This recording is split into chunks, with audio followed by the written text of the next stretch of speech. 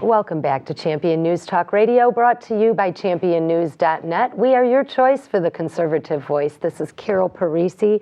Today, our founder, Jack Roser, and myself have Pastor John Kirkwood from Grace Fellowship Church in Bensenville, yes, correct? Grace Gospel. Yeah. Grace Gospel. Yes. And you know what? We're completing 1 year, and there's been a lot of things that went on this year that are simply not the best of America.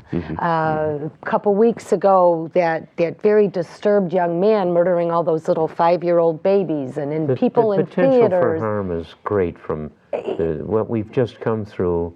A lot of potential for being sadly un-American thing happening. And you know what? There's clearly a divide in America today. And you know, it's a biblical principle, you know, united you stand strong, divided. Biblically, Satan is a divider, isn't he? A divider and a conqueror. And Christ tells us to love each other. So we've got all this going on, and I know this is kind of abstract, but we're ending 2012, we're starting 2013. Is there hope for America? Sure there is.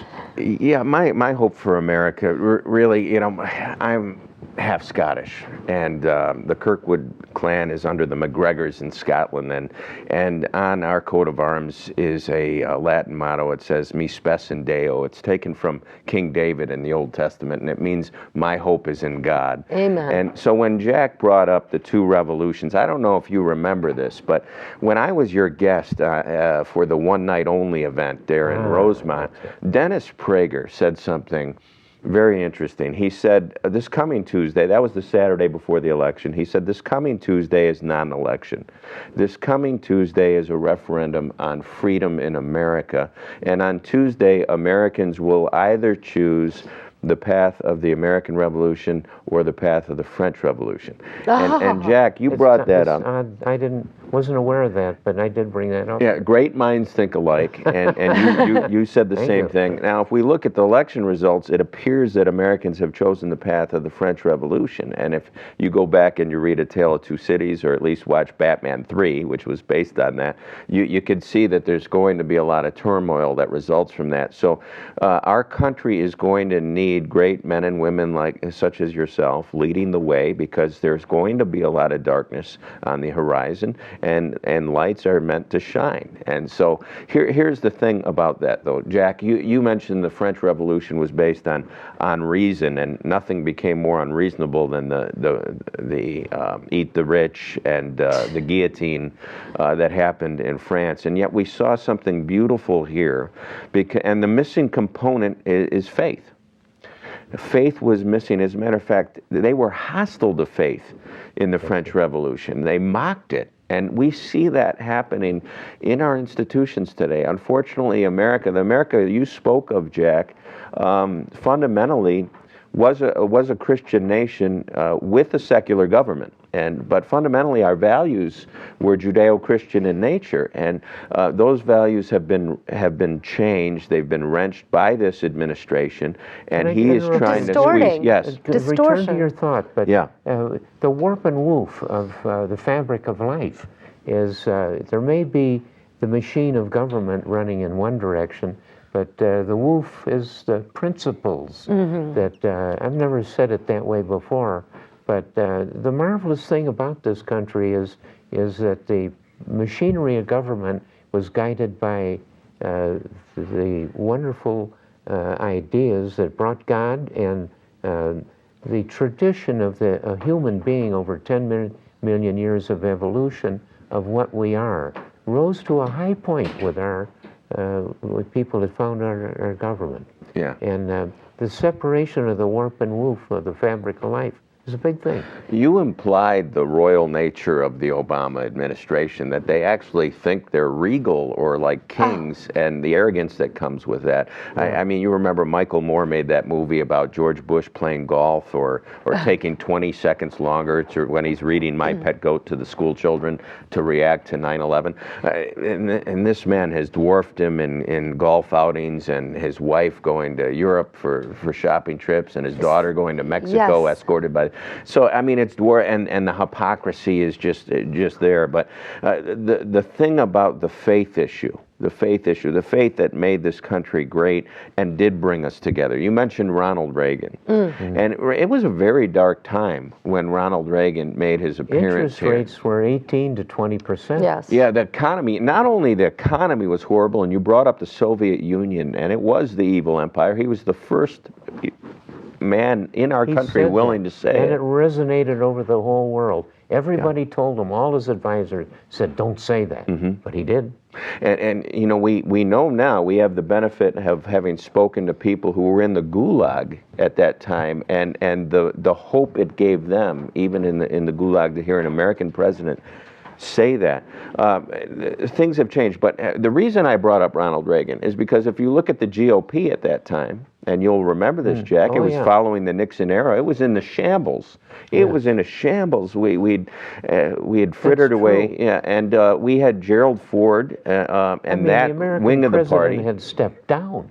Unbelievable. Yeah, and we had The Republican American If I could president. stop you for just a moment, too. It's remarkable that Nixon was brought down by Watergate. Now, let's compare Watergate with what has just happened. Benghazi? With the assassination of our Benghazi diplomat. Gate. And all of the goofy things that happened in Washington that Obama are trying to hide. Take it back to Watergate.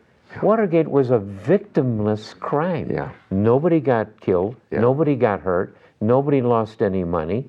Nobody lost a reputation, except Nixon. Yeah. But a bunch of damn fools broke into an office, and it turned out nothing really came of it. Boiled down to be a lie. He lied about the cover. Victimless crime, but then now we got victims galore coming out of the misadministration. And the book that's been written on Obama is very prescient, and the name of it is Amateur. Yes. Well, you know what? I think we set a new standard of lying low with Bill Clinton. I'm sorry, Bill Clinton, I never had sex with that woman. He never inhaled marijuana. Yeah. I mean, if the American people are that stupid to start believing that, we have lowered our standards. I know you're going to be shocked to hear a pastor say this, and in the company of two conservative stalwarts, I yearn for the days of Bill Clinton. Oh, me too.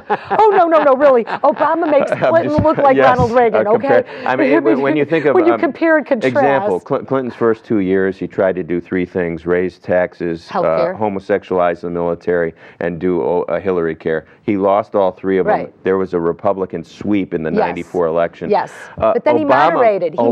He became pragmatic, and he understood that government is meant to work for the people. Obama's a hardcore ideologue. Obama passed all three of those things.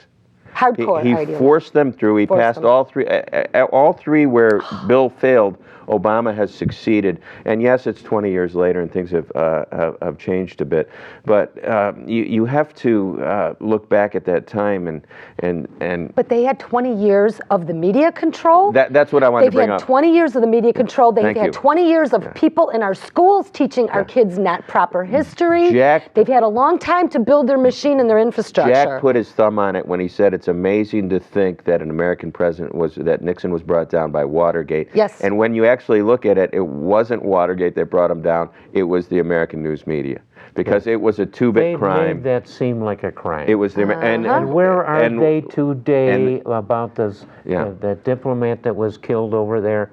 Well, they were hiding it. It was before an election. What struck me as a minister of the gospel was the first part of the president's speech following these kids being shot, I thought was excellent, and then he politicized the back half of it. But for him to stand there and talk about gun violence when he has moved guns to the Mexican cartels that has cost American lives, and the rumor has it that he's moved guns to the Syrian rebels, and that's what the whole Benghazi thing was about, to talk about gun violence after he's been the biggest ironic hypocrisy of this duplicitous commander-in-chief.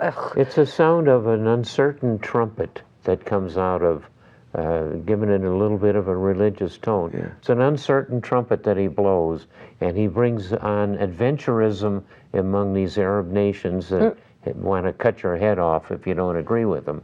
And that adventurism is encouraged when you have a wobbling message from the president. He's not a leader. Where does he stand really? Nobody knows. Who is he really? There's that saying, and this worries me about the Middle East, there's that saying that weakness will eventually summon horror. I think that's what you just mentioned. Well, we've got more to talk about. We're going to talk about so much more. Stay with us. We will be right back after the break. Don't go away. This is going to be a great show. Stay with us.